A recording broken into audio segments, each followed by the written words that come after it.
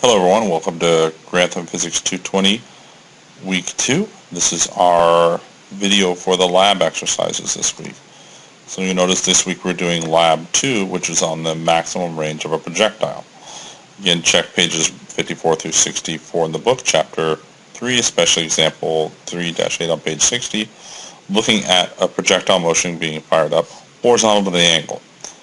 This week is a purely Excel lab. We're not using the interactive physics program at all. So you're going to do all this in Excel, and you're going to create the range values and an equation for this. So what we're going to work with is assume the initial velocity is 10 meters per second. And you're going to assume that the acceleration due to gravity is also 10 meters per second squared. So we want a data table that shows the maximum range as a function of angle. So what I've got set up over here is a situation where we have angles in degrees and then range. So you're going to fill this out, and you can go in iterations however you want. I'm just going to do it in orders of 5 and fill it all the way down to 90. And again, you use the fill series option. Okay. Now, one of the things I want to point out with Excel that's extremely important is by default, Excel works in radians, not degrees. So when we go to use the range equation here, we need to realize that you're going to have to convert those to degrees somehow. Now, there's some easier ways or some complicated ways, but basically I'm going to show you an Excel function that will do that for you. So the next thing we want to do is determine what the range equation is and how to go from that. So we see from the physics test that the range is given as,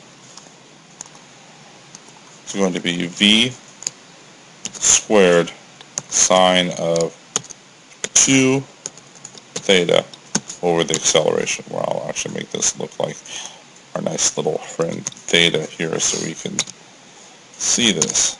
Okay, so the range is, again, v squared, put a multiplication in there so it's very obvious, v squared sine 2 theta over g. So what you're going to want to do is go over and calculate this out.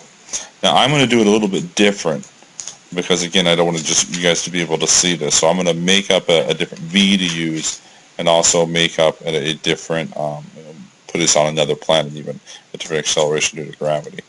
So when you do Excel equations, you always start with an equal sign. That's why it knows it's an equation. And so the v squared, I'm going to do, let's say, 25. 25 squared. Okay. And we have our sine function. Okay, sin. Now this is what I was pointing out before. You need to tell it that it has to be in radians or telling it you're using it in degrees. So instead of recalculating all those angles over there into radians, there's a nice function you can use, and it is radians. Now, whenever you want to do it for a specific point in Excel, you always click that cell. And then you can then divide this. You have to close every parenthesis. Notice when I close them, the colors match. And then you divide this by the value of G. Okay. Let's say, I'm going to say this is our value, this cell here. Now, it's going to give me an error because I get it divided by 0 because I didn't put anything in H3. But I don't want 10, I want 10 divided by 6. Now, the reason why I chose 10 divided by 6, that's the acceleration due to gravity on the moon, actually. So this is almost like a lunar example. Now, if I were to just copy this down, and I always like to point this out because this is something that will come up a lot in the classes. Notice what happens is that's the correct equation. But if I go down, it iterates that H3. So it's filling it with a 0 value. So what you do is undo. I just did a Control Z. It's a very interesting trick. You come over here and you put a dollar sign between the H and the 3. And what that tells it, the program, is now, in this case, to no longer iterate that value. So now if I fill the values down, notice and I go and look at the equation, the angle part iterates, okay, but the actual value of G doesn't. And the nice thing by doing it this is then I can put in different values for G, and it's going to change dramatically for each one. And again, I'll go back to the one I had, which is 10 divided by 6. Now again, I'm not going to fill out the whole data table for you, so you can figure out on your own how to work through it. The next thing I do want to do, though, is we're going to go through the graphing and how to actually make the graph of this. I went over a little bit last week and get a nice, even, straightforward equation for what we're looking for here. Again, we go to Insert, choose Charts. You want to choose Scatter. You may want to look at a couple different ones that work better for you. There's the straight line. A smooth line tries to fit to it. I always like to try to do kind of the smooth line with the dots like that. There's some different layout options about how these look. Some people like different ones for different reasons. There's no pluses or minuses over any of them. Then, of course, you can change the chart titles, names, and so forth from there. So as we were working through this, I was showing how you can make adjustments by using this cell. Another thing you can do is, again, making an adjustment here. We can change our equation, so instead of having 25, we can have this value. Now, of course, it's going to go to 0 immediately. If we put that 25 back in and then fill this down, again, notice they're all going to go to 0. Now, there isn't an error yet in our equation. What you want to do is you want to be able to put the dollar sign in there like we had before. Again, this shows it that it doesn't want to iterate that value. Now, why would you go through those extra steps? Because then the point is, and this is one of the keys of something like a spreadsheet, is then you can change the values on the fly and get values to match what you're doing, and also notice it will change the graph accordingly. So instead of having to go and change the equation over and over and over and over again, and again, notice I can, you want to do one, you can copy the cells down and finish the graph also, and get a better idea. Now notice here, I hadn't done the complete graph, and it's not graphing it. So instead of going half back in and deleting in this, there's an option to select data. Now, it's not always straightforward, but the one thing I always tell students is it starts with the upper right-hand corner and goes down. And the easiest way is to just go over here and change the last cell here. And so instead of 11, it's 16. You hit this, it then should be able to include it all the way down there. Okay. So the ability to use Excel to calculate these equations is very, very, very, very interesting. Now, one thing we notice here is here's our range equation. And we notice the range here.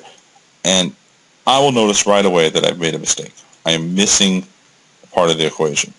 Notice we have the range is v squared sine 2 theta over g. If you look at the equation, there's no 2. And this is the other thing that makes a spreadsheet very, very usable. You could literally come over here and just type in 2 times, use the times key, and once you recopy all the values, it will change the graph for you. So instead of having to recalculate everything by hand, it will do it for you. You can change the initial velocities again. I mean, you can change it to something insane like this, But the point is, it will make the changes for you. It will make any corrections needed and make the non-repetition of work easier to deal with. Now, if we wanted to change the axis values, again, if you want to change the title, you just go over and type this and type, say, range versus angle. You can even do things like degrees, telling me that the angle is in degrees. You can go back over here and put that the range is in meters. You always want to try to keep the title relatively short so there isn't any issues with it stretching or wrapping. And of course, spell that correctly.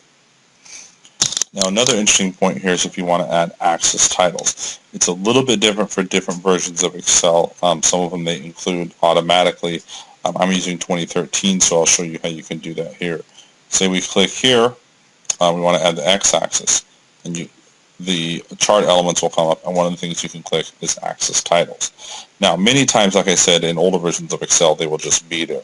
So now I can just put angle here in degrees. And here it'll look funny because it'll literally write it up sideways if you can keep from moving it.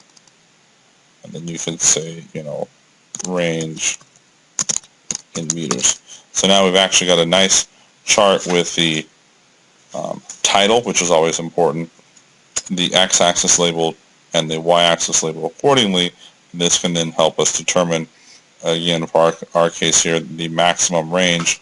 Again, we can vary these values all we want and get the differing values that we're going to need to be able to do our problems for this week and get the answers you need for the lab.